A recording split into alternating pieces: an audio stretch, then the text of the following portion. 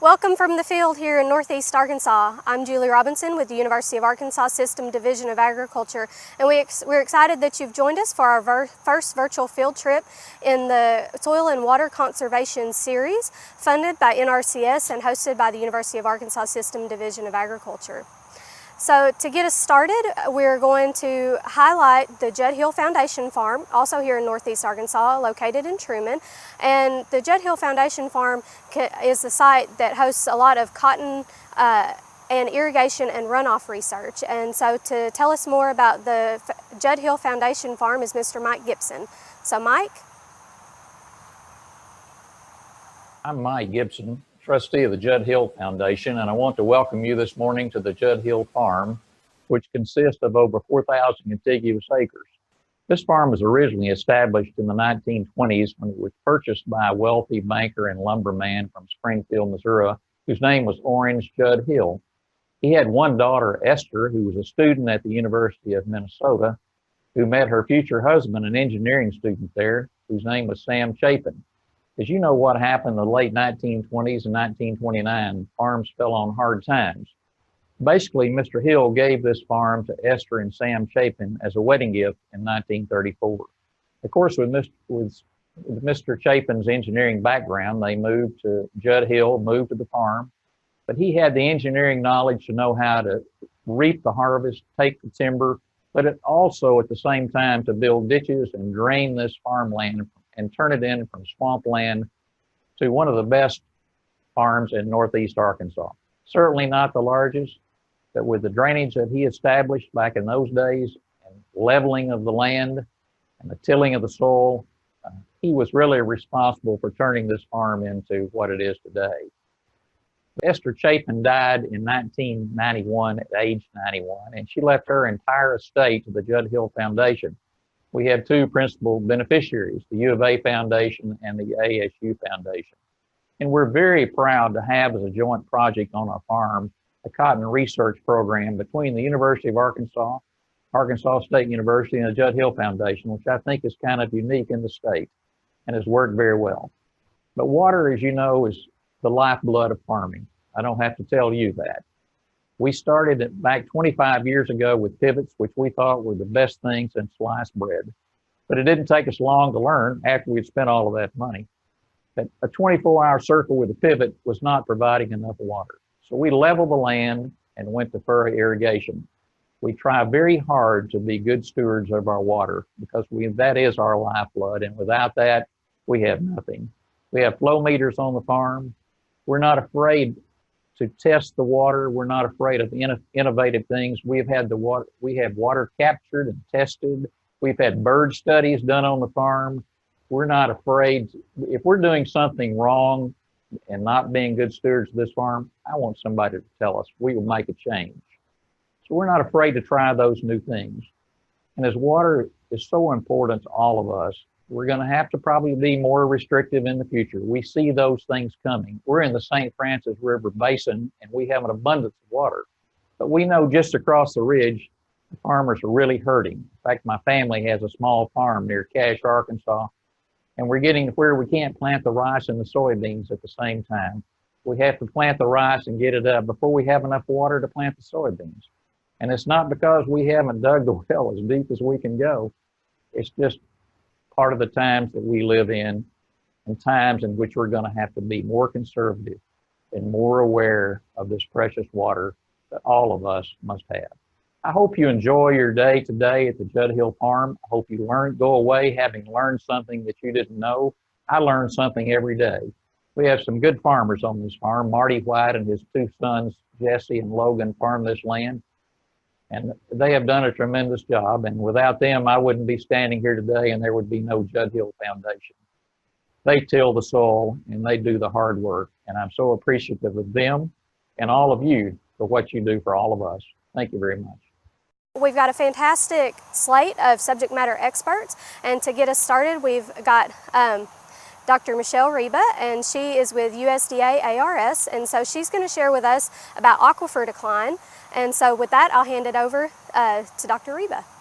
Great, thank you, Julie. Like Julie said, my name is Michelle Reba. I'm a research hydrologist with the U.S. Department of Agriculture's Agricultural Research Service. The ARS is the in-house research arm of the USDA. At the Delta Water Management Research Unit, which is located on campus at Arkansas State, our mission is the preservation of water quantity and water quality for agriculture. I'd like to thank the University of Arkansas for inviting me today to kind of give you an overview about the motivation behind the work that we do, and also a bit of background on some of the reasons behind the field trip today. So I'd like to move your attention to the slide that's on your screen now. What we're looking at is a map of the U.S. Each dot represents 10,000 acres of irrigated land. So what you'll notice is Nebraska, California have a lot of dots, but so does Arkansas and the lower Mississippi River Basin. The shape of those dots is a representation of the Mississippi River Valley alluvial aquifer, which is an aquifer that we've been pumping from since the early 1900s. It provides the region with a relatively cheap, accessible source of irrigation water. And as a result, we use that aquifer. About 80% of our irrigation water comes from the ground, from this alluvial aquifer, and about 20% comes from surface water. So all of that irrigation, if we'll go to the next slide, has resulted in some cones of depression. What we can see here is a fairly busy image, but work with me. Blue is, so we're looking at depth to groundwater. So we'll cycle through. In the top left corner is the year. If we could go through that one more time, we start in 1996 and we move forward to 2015. So if you'd find a spot on the map, maybe where it's kind of red or orange, and see how that changes, how that cone of depression both deepens and widens in those two areas. To orient you geographically, the bottom cone of depression is the Grand Prairie, and the one in the top right corner is the Cache River area. So if we could go through that one more time, again, the depth to groundwater is what we're looking at. The top left corner is the year, and then we cycle through from 96 to 2015. So what we notice is that those cones of depression both deepen and widen as we move through time. So if we could go to the next slide, let's look at some details in Arkansas about why that might be happening.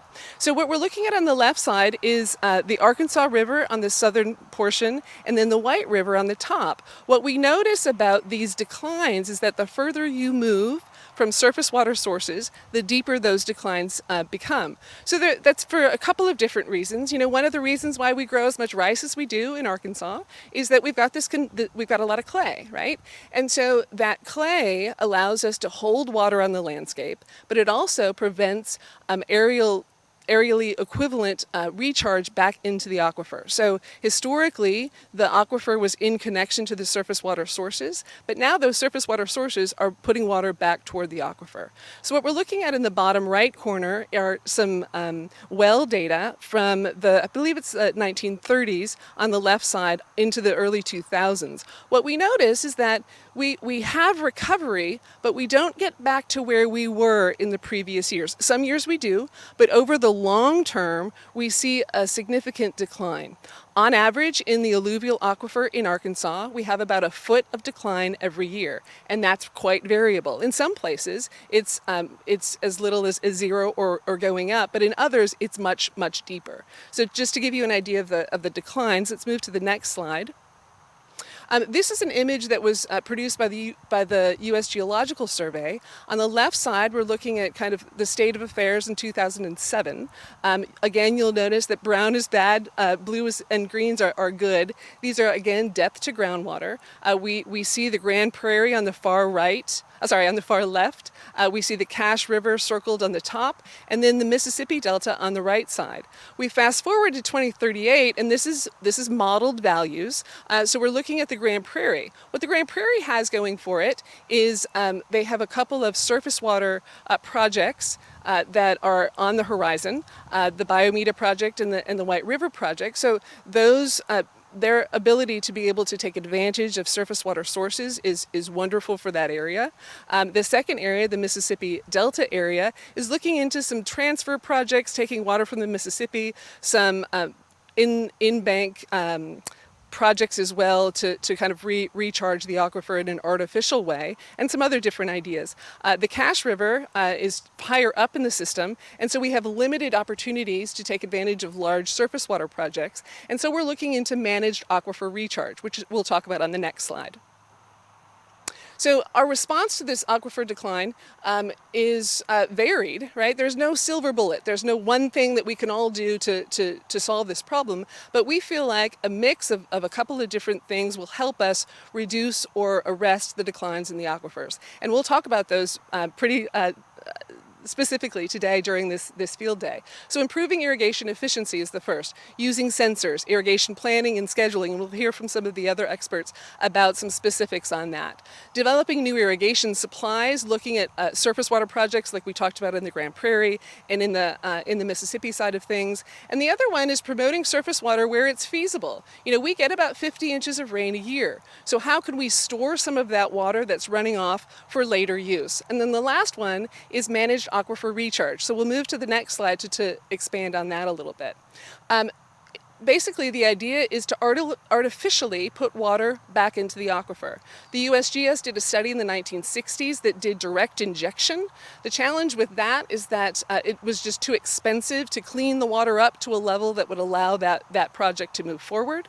We've looked into some infiltration basins. The challenge there is we would take land out of production, and to do it at a scale that makes sense, it would be infeasible. We talked about river diversions. Riverbank filtration is a project that is being looked at in Mississippi on a trial basis. And one of the things that we at the Delta Water Management Research Unit are looking at are infiltration galleries. If we could go to the next slide.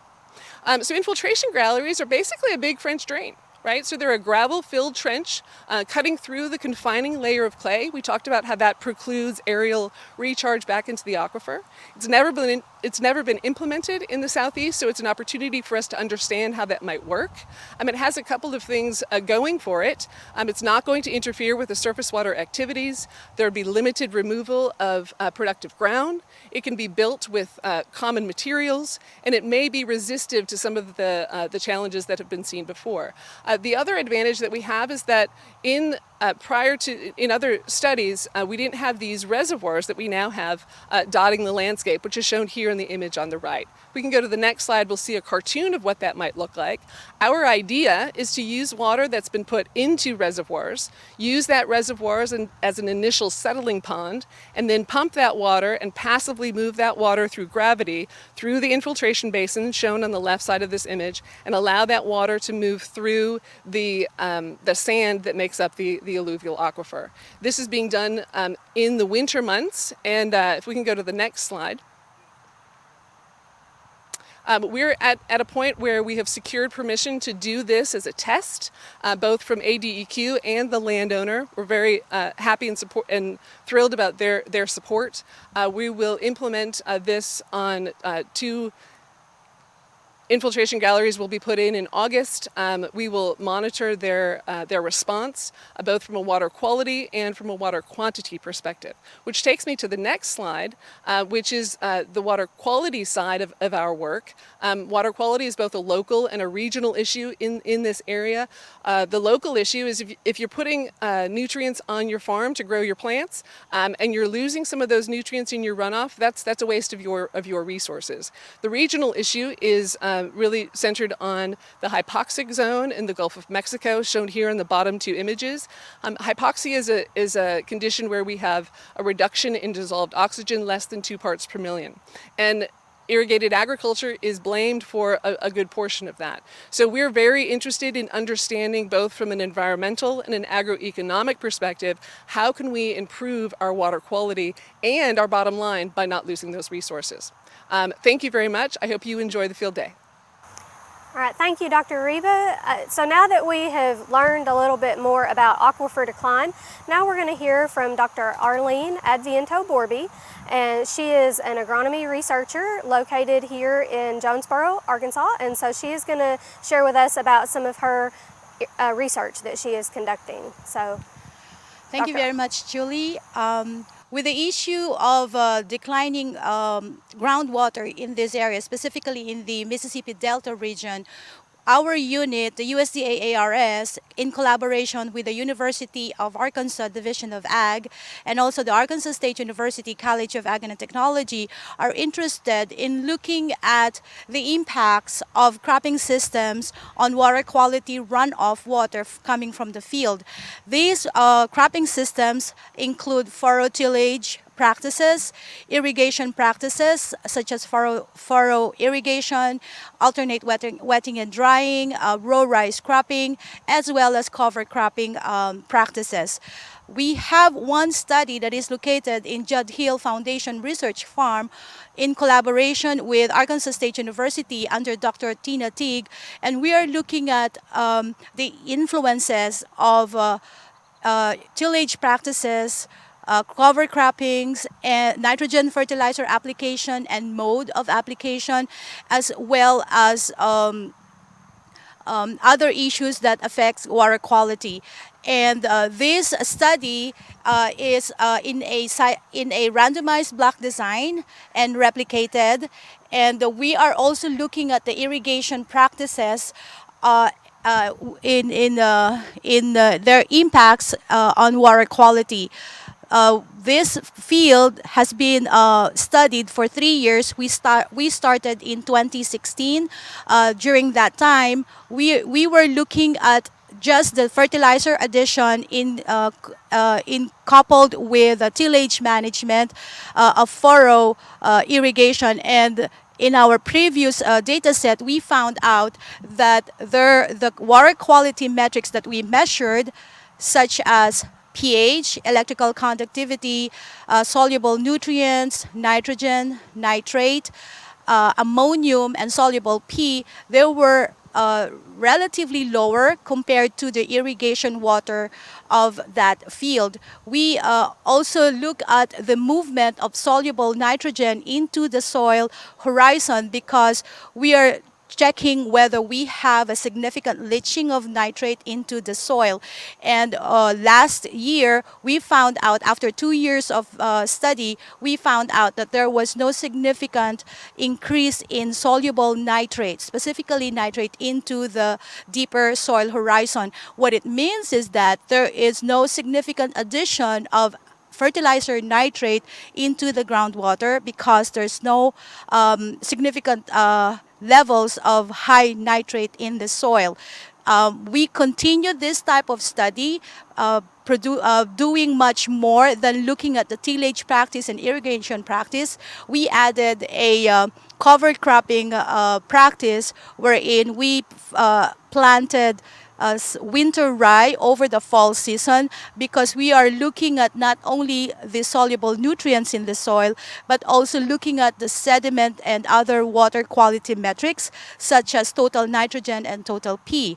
Cover cropping gives us a lot of benefits such as preserving the soluble nutrients in the field as well as limiting the removal of soil surface sediments from your field. This study had been continued for 2 years, and this year we added another aspect of conservation management, and this is looking at a rain-fed irrigation practice. We have several soil water quality matrix that we did in this field, and we are lucky that we have all the instruments and facilities to do the measurements. This year, we again continued on doing water quality analysis, and in addition to the 9 water quality metrics, we also added soil sediment concentration, total dissolved solids, and total soluble solids. And we found out that these metrics are relatively similar to the irrigation water quality parameters of that research farm in Judd Hill Foundation. We are looking into much more impacts of cropping systems into water quality of runoff water. We also publish results to scientific journals, and we continue on doing this type of study because it is beneficial to the growers to know what is going on in their field instead of just monitoring these water quality parameters. This year, we have 4 treatments that would look at the effect of conventional and conservation practices, that is irrigated and rain-fed systems. We also look at the conservation using a furrow tillage and conventional furrow tillage to understand whether those practices impact on the water quality of runoff volume. Now, these water quality measures and studies will not be significant if you do not associate it with cotton yield. So we also look at the association of this water quality metrics on with the lint yield. Last 2 years, we found out that addition of fertilizer and conservation irrigation practice did not increase the yield. Why is that? Because if you look at the field that we have in Judd Hill, there was a issue in bacterial infection, and that is verticillum wilt. And because of this issue, our lint yield did not increase as high as what we expected. However, average yield of lint yield was similar to the average yield of Arkansas. So we are now looking at the issue of this bacterial infection to make sure that it does not damage the expected yield for this year. The previous study suggested that bacterial infection like this was associated with the high moisture content of cotton field. That's why we are trying to tweak the irrigation practice to solve this issue and look at whether we can significantly impact the lint yield and control the bacterial infection for this study. We are also looking at other nutrient losses in the field, and this is in the form of gases, and it is highly relevant right now to look at the global warming potential of this crop field, specifically in cotton, because there's not much studies going on greenhouse gas emission studies in cotton. This year, we plan to start doing some specific event measurements in terms of greenhouse gas emission potentials and ammonia emissions from cotton field under conservation and conventional practices. We were going to measure nitrous oxide, carbon dioxide, methane, and ammonia, and we would like to relate this to lint yield and express it in global warming potential under yield scale. This is very important for us to understand that all these forms, different nutrient forms in the field, and their impact on global climate change and yield would have a much more information and disseminate this to farmers. The studies that we are doing right now may not be important if you do not relate this to yield. That's why every studies that we conducted in the Judd Hill Foundation Research Farm and all other farms, commercial farms and stations around Mississippi Delta relate to yield, because it would have a much more impact to growers to understand what is going on in their field, what is happening, and also the benefits of changing or modifying their cropping systems in terms of yield and at the same time environmental issues. And with that, I'd like to thank you for listening and hope you have important information you gathered from my talk. Thank you. So taking the research from Dr. Adviento Borbay and others, we take that research and try to learn ways that we can help our farmers and producers. And so to talk to us today about soil moisture sensors and programs such as Pipe Planner that can help producers plan and schedule irrigation, we have Mr. Mike Hamilton. Thank you, Julie. I appreciate the introduction. We're live, so you can probably hear the train back behind me back here, but we've got a lot of producers that are implementing our irrigation water management practices, and nothing's more apparent than that than the use of computerized hose selection. Thanks to Delta Plastics and the H2O initiative for letting us use that program, we're getting water to the end of the furrow efficiently, because we're designing a system to where each furrow is getting the correct amount of water, so that independent of the length of the furrow or anything, we're getting the water down there, so we're not doing anything with drainage or anything. Now, whenever we're looking at irrigation scheduling is what we've been focusing on the last few years. We're looking at irrigation scheduling, and we're specifically looking at using soil moisture sensors. Well, why soil moisture sensors? Well, these soil moisture sensors will actually do something that nothing else will do in the field. It'll actually measure how much water your crop is using. All of the other irrigation scheduling programs or techniques will actually use an average of how much water the plant is using during different growth stages. The soil moisture sensors actually tells you the depths that your plant is using water and how much your crop is using. You know, an 80 bushel soybean crop is going to use more water than a 40 bushel soybean crop.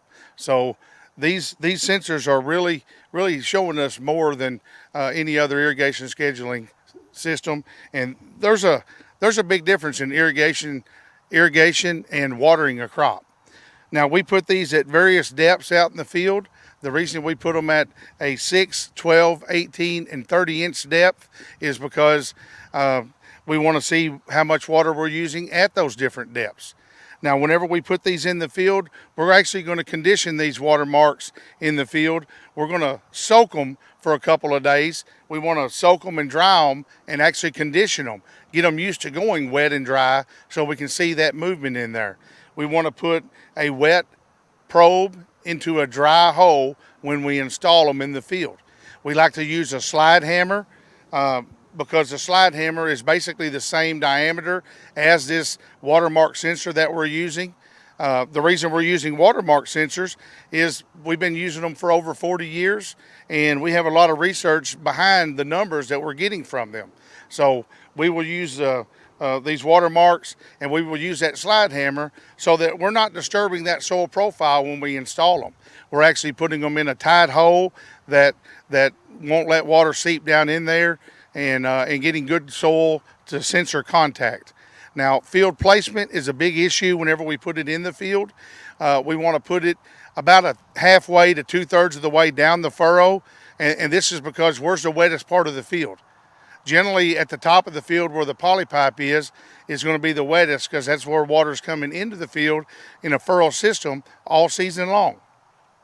And then at the bottom of the field, that water will back up occasionally. So we don't want to put it in those two areas. We want to put it in between there in a drier spot of the field so that it represents the majority of the field and when we need to get water to those plants that are stressing first. So we'll change them out there with different soil types. We will put it in the most predominant soil type that we have out in the field, but we will not put it in the area that doesn't represent the majority of the field. Now, once we put these out in the field, we're going to weight them depending on the depth that plant is showing us that we have water use at that depth. So if I have a sensor and my graph is showing me that at 6 and 12 inches, my sensors are moving up and down, then I know that I'm using water at 12 inches, so I will weight it accordingly. I will do 50% for the 6 inch and 50% of my weight for the 12 inch sensor. If I have the 18 inch sensor is starting to move on me, then I know that my roots are getting down to 18 inches. So I will weight it accordingly. I will weight 33% in the top 6, 33 in the 12, and then 33 in that 8 inch sensor. So that represents all of the depth of my roots. If all of my sensors are moving, my 6, 12, 18, and 30, this happens quite more often than you think. But the reason we'll see those moving down there, especially a corn plant, whenever we're getting deep roots down there, we will weight them 50% in the first foot, or excuse me, a third of the weight for the first foot, which is 17% and 17% for the 6 and the 12. Then we will do 33% for the 18 inch sensor, and then we will do 33% for the 30 inch sensor. So that represents a third in each foot of soil that we have in our soil profile, represents the depths of the roots. So what do those numbers mean when we start looking at that graph? What triggers are we using? Well, we want to use how much water is available in there, And over the 40 years that they've been looking at watermark sensors, we've got a good idea of what 60 centibars, 70 centibars, 80 centibars means. So we'll generally trigger from 50 to 80 centibars, but it depends on a lot of factors out there. What crop we're growing, the growth stage of that crop. Early season, we don't use as much water as we do when we get to mid-season. And then when we tail off at the end, we start going down. And then you've got to look at the soil type. That soil type makes a big difference in how much water that plant has available to it. A sandier soil doesn't have as much water holding capabilities as a silt loam soil. So we've got to weight it accordingly. If you need more help with soil moisture sensors, please contact your local county extension office or your NRCS office for help. Thank you, Mike. So education is what the University of Arkansas System Division of Agriculture Cooperative Extension does. So now we're going to hear from Mr. Robert Goodson, County Ag Extension Agent in Phillips and Monroe County, and he's going to share with us about his education efforts and some of the impacts that they have seen so far. So Robert? Irrigation education is important in both Phillips and Monroe counties where I work. Irrigation management began with pipe planter as mentioned by several of the other speakers. Moisture sensors were added to this program in 2018. This program began by working with local conservation districts in Monroe County. 2 sets of sensors were installed in corn and 1 in soybeans. When started, enthusiasm for this program was basically non-existent. Reasons was lack of experience for both agents and the farmers. This program was proved its worth by the end of the season though. Sensors were ground checked by digging holes in the field to ensure moisture was actually there. We had one producer that had so many holes dug in his field that he accused me of getting his combine stuck during the fall season. In 2019, the program skyrocketed in Phillips County. In 2018, there was only 8 sets of sensors in the field, some monitored by extension staff and some were monitored by private individuals. And this year, this number has bloomed to over 25 different sets in the field. This increase can be contributed to an education program that was conducted during production meetings and the spring growing season. This program is marketing to producers in the area. The producers buy the sensor for a nominal fee, and then they're monitored by myself and the producer. In 2018, 5 irrigation events were saved on corn and 3 on soybeans. Not only did this save water, but it allowed us to water more efficient when it was needed and where it was needed. So this year we are, according to our University of Arkansas System Division of Agriculture budgets, it costs $2.90 an acre inch for water. Since this was on these 3 fields with these savings, we saved the energy cost of $69 an acre just in energy cost alone. Pipe planter data that we used for each field showed that we saved over 12.8 million gallons of water. And to beat it all, the yields in the fields where we saved this water was comparable to other crops that the farmer had in the area. Since this program was used like it was considered a success to both farmers and the county agents that were doing the program. Julie? Wonderful. Those are some pretty powerful numbers and shows a lot of really great impact, Robert. So now we've got Mrs. Charlotte Bowie with us, and so she is with the Irrigation Water Management, and so she's going to share with us about programs that producers can take advantage of. So Charlotte? Thank you, Julie. As Julie said, my name is Charlotte Bowie, and I am the State Irrigation Engineer with NRCS here in Arkansas. And I would like to talk to you a little bit about how all that you've heard this morning can tie together. You've heard about the resource concerns through Dr. Reba and through Dr. Avida Borby, and you've heard about techniques that we could use to address those personally on your farm through Mike Hamilton and through Robert. And so I want to talk about how all of that fits together.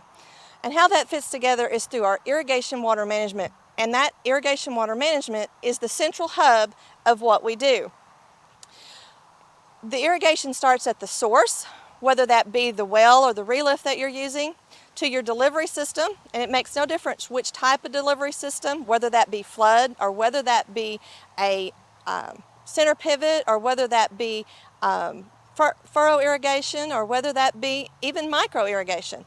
The delivery system is what gets it out to the field and what takes the water to the crop. Well, then that crop takes that and uses a certain amount of water, and if it doesn't use that water, then either it evaporates into the atmosphere or it goes down into the soil, or if there's too much, then it goes off at the end of the field, and that's called our recovery. And in that recovery piece of it, then it can either go on to the next field for someone else to use or the next farmer, or it can go back to our source so we can use it. But IWM works in all four of those elements to help make that a better operation. So there's benefits from using this IWM plan. And what those benefits are coming threefold. The first benefit would be the system benefit. And what that means is through the system, we can know by the data that we are collecting whether we are having problems with our pumps or whether we're having problems with our distribution, whether we might have left a riser open that we had not intended. So we can see quickly that there might be some issues that we need to address. It might help us prevent from actually running out of water. Other benefits that come are actually right there at the producer. And what that is anytime that we can get the right amount of water at the right time, that plant can do a better job of growing, and it gets a better quality to the plant, and it gets a better quality product for you to sell, which means the value of that crop goes up. It also can reduce labor cost because we're not pumping as much. It can reduce energy cost, and it can reduce fertilizer costs and other production costs just because we're doing the right amount at the right time. The other costs or other benefits actually come to the environment to address those resource concerns. What that can do is if we're applying the right amount of water and we're not using as much as we were, we can be working on saving that groundwater decline. We can also make sure that we're putting on just the right amount, therefore it's not running off the edge of the field, and therefore we're working on the water quality. So there's several different benefits by us doing irrigation water management. So our goal is to apply the right amount of water at the right time to the right crop through the right soil. We do this in three technical ways. We can actually know exactly how we're doing. You heard Mike Hamilton talk about using soil moisture sensors. Now what that does is knowing how much water that plant's using in your soil and whether it's using more that time or whether it's using less throughout the season, because at different plant stages it's not taking up as much, or maybe there's a spot in the soil that's taking letting it drop down. So through soil moisture sensors we can make decisions of when we do need to irrigate and when we don't need to irrigate. The other way is through taking in information from the atmosphere, and that's through weather stations, and being able to calculate what's called evapotranspiration. Evapotranspiration is how much that plant's using plus how much the atmosphere is taking out of the plant, and also what might be actually seeping out down through the bottom. Those two methods are great for on under center pivots or whether you're doing furrow or even micro systems. However, if you're doing a flood system, you might actually instead be using a float, and that would be in the paddy to tell you, hey, there's been a little bit more evaporation than you thought, and so that float system actually lets you know that the water has dropped down lower than you had anticipated and you need to kick on your pumps. And so those are three different ways that you can make decisions, make good decisions about when you need to be irrigating or not irrigating. So each of these require instrumentation. Through instrumentation, there's all types of elements out there. The instrumentations you've already heard, soil moisture sensors, but weather stations that calculate ET, float sensors, flow meters to know exactly how much water you're using at any given time in any given field, or instrumentations now that can control your pump. These are great ways to be able to save some time and some energy and to save that water by having that control, and it can be right there at your fingertips. Now, because there's so many varieties of instrumentation, how that plays into NRCS. And NRCS has a conservation practice called 449, Irrigation Water Management. Now, we have broken that into 3 levels: the basic level, the intermediate level, and the advanced level. Our basic level is those pieces that are just the instrumentation themselves.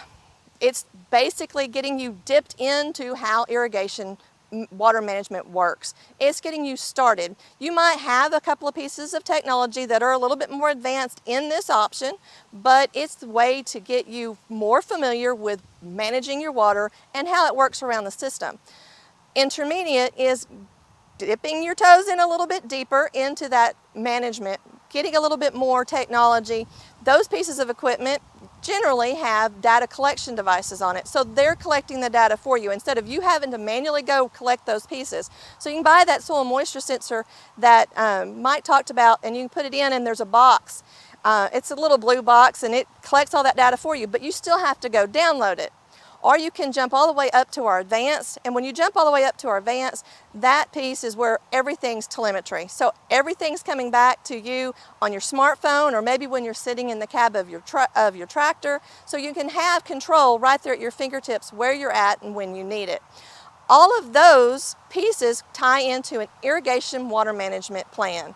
And you can get an irrigation water management plan, and you can get assistance through going through NRCS. Now, NRCS is available through 2 ways. We can provide you assistance through technical assistance, or we can provide you assistance through financial assistance. I'm going to first talk about the technical assistance. That's our conservation technical assistance. You can go into any one of our offices throughout the state, and you can talk to a district conservationist, or you can talk to a soil conservationist, or you can talk to a technician in that office, and they can help move you through what that plan looks like and what that would be. Or you have an opportunity that you could actually be talking to an engineer or an agronomist, and all of our services are 100% free. There's no obligation when you come in on implementing that plan at that time. We can assist your situation. We can do technical assistance there. And then if you discover that, hey, I want to get a little bit more assistance and you're really wanting to adopt that management plan, well then through our programs, and one of the top program that we have is our Environmental Quality Incentive Program, or you may hear us call it EQIP. On our EQIP program, what that is more of getting the structural pieces on the ground. So you might be looking at a new reservoir to help with the water quantity issue, or you might be looking at tailwater recovery system to help with the water quality issue, or maybe you're looking at irrigation water management. So we can get the pieces that you need for your irrigation water management, that technical assistance on the soil moisture sensors and that telemetry. For those people that have already done some of this, we can actually go to one of our other programs called Conservation Stewardship Program. And on our Conservation Stewardship Program, that is our more advanced people that have already been doing innovative work, and they just want to go to that next level. Maybe they've already got their reservoir in place, maybe they've already got their tailwater recovery in place, maybe they've even already been doing irrigation water management. So what that does is that picks up that next element and brings it along and makes it even better. Maybe we do have to pick up a piece of equipment with that. All of that is financially assisted. So whether it be a flow meter that you're looking for, or whether it be a reservoir or pumps, or whether it be the telemetry pieces for controlling of those pumps, all of that has a potential to be included in a conservation plan that's specific for your farm. And all of that work can come from just talking to NRCS and coming into our office and getting some information from your local district. At any given time, we'll be there to help you. Thank you, Julie. Through our slate of presenters that we had today and subject matter experts, we've learned about aquifer decline from Dr. Michelle Reba. We've learned about current irrigation research from Dr. Arlene Adviento-Borby. We learned about soil moisture sensors from irrigation specialist Mike Hamilton. And we learned about education efforts and impacts so far from Mr. Robert Goodson, County Extension Agent in Phillips and Monroe County. And then we just learned about several fantastic programs with Charlotte Bowie and NRCS. And I would just like to reinforce, go back and pay attention to what she mentioned is free. I know that's a lot of our favorite price, and so definitely reach out to your NRCS office. So we heard from a fantastic group of presenters, but the other fantastic part about participating in a virtual field trip is you can have your questions answered live from our subject matter experts. So now we are going to go to Q&A. And so we're going to ask some of our presenters your questions that you have sent in.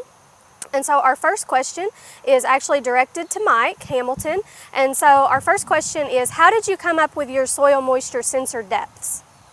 Our soil moisture sensor depths are 6, 12, 18, and 30-inch depths. This means that we have 2 sensors in the first foot of the soil, and 1 in the center of the 2nd foot of soil, and 1 in the center of the 3rd foot of soil. So we represent all 3 foot of our rooting depth. And the reason we use these depths is because 70% of the water that is used in a year is out of the top 50% of the rooting depth, according to literature for years and years that I've read and looked at. So if our rooting depth does get to 36 inches, then the top 18 is where 70% of that water comes from. Well, we're looking at the 6, 12, and 18 every 6 inches. So we're really paying attention to that top 50% of the rooting depth where 70% of that water is taken. All right, thank you, Mike. Our next question is directed toward Dr. Reba. What is the hypoxic zone? Great, good question, Julie. And I had a slide that showed it, but technically the hypoxic zone is defined as the dissolved oxygen values being less than 2 parts per million. Some of the modeling of that suggests that commercial fertilization for the nitrogen part and the phosphorus part make significant contributions to that, and it often varies year to year in the northern Gulf of Mexico, and so it's technically defined as being less than 2 parts per million. All right, thank you. Our next question is directed toward Charlotte. Just quite frankly, what is the best bang for their buck? Well, as I mentioned, Julie, my favorite word is free, and I heard you mention your favorite word is free. And the easiest way to start making some savings and some improvements is doing computerized hole selection. You can do this through an app that is through the extension for if you're doing multi-inlet rice irrigation, or you can do that through the Delta Plastics website and the pipe planner, or you can do it through an NRCS created software called Faucet. So any of those options can actually be utilized instantaneously right now in your field, and it's 100% free. All right, you're speaking my favorite word again. Our next question is, what is meant by soil moisture sensor weight? What I mean by the soil moisture sensor weight is how I'm actually weighting them in my decision to trigger an irrigation. I'm weighting each probe according to the depth of my roots. So I will weight the 6-inch and the 12-inch 50%, 50% if my roots are 12 inches deep, and so on depending on my rooting depth. All right. Dr. Adviento Borby, what do you see as your next steps in your research? Thank you, Julie. Well, we plan to bring this research into a much more comprehensive study of impacts of cropping systems, specifically cropping systems that are indigenous or really practical and available and easy to do here in this region. We would like to have both water quality, yield, soil nitrogen, and phosphorus combined together to come up to a much more better understanding of influences and impacts. So this is not just like monitoring of those water quality metrics, but also understanding what happened if you modify or change cropping systems in the area. As you know, every year we have different practices that our growers use in their field to make sure that they have the maximum or optimal yield in their farm. So we are here to give them much more understanding and study deeper scientifically and see whether that practice works well in their field. All right, so a lot of exciting stuff coming up. Our next question is to Robert Goodson. Do you see more and more producers and farmers in your both counties that you serve, Phillips and Monroe, adopting the soil moisture probes and pipe planter programs? The interest in this soil moisture sensor program is just unbelievable right now. We can almost put in 2 or 3 sets a week without a problem. The sensor numbers are fantastic going into the field. It's just another tool that we can use to help farmers to make a more economical based decisions on their farm. All right. Thank you so much for to our subject matter experts. Thank you for answering our questions. You may notice I'm not alone out here in the field anymore. I would like to introduce Dr. Tim Burcham. Thank you, Dr. Burcham. So just a real quick thank you to Arkansas State University College of Agriculture and the Teaching and Research Farm for hosting us, letting us use your internet and your electricity. And we also have exciting things coming up for you. You're our new Northeast Rice Research and Extension Center Director. Absolutely, Julie, and I'm so thankful for the opportunity for the group to come out today and for all the folks behind the scenes that have worked so hard. This crew, as this live webcast has went out today, what you can't see is a wonderful crew that's working behind the scenes to make this happen today. So we're so delighted to be able to host this group today. Again, that joint relationship that we have with the Division of Agriculture, with the USDA ARS group and Arkansas State scientists, that's something that really excites me. And in the new director role, that's something that we'll be continuing to do as we develop the new center here. That's going to be a great economic boon to our area, and something that the rice farmers in this region really are looking forward to, is to types of research that we'll be doing and conducting at that site. So I'm excited for the challenge going forward. Absolutely. So we are excited about our continued work together, and thank you for ordering the beautiful weather as well. No rain, not too bad, a little bit of a breeze. Fabulous. It was a fantastic day for a virtual field trip. Yes. Thank you again to our subject matter experts. Thank you to our crew, Rita Watson, Carrie Rotnick, and Ricky Blair. And thank you again, Dr. Burcham, for hosting us here. And thank you to Mike Gibson, also at Judd Hill, a fantastic facility. If you ever get a chance to go check it out, please do so. Thank you for joining us, and we hope that you have a great day.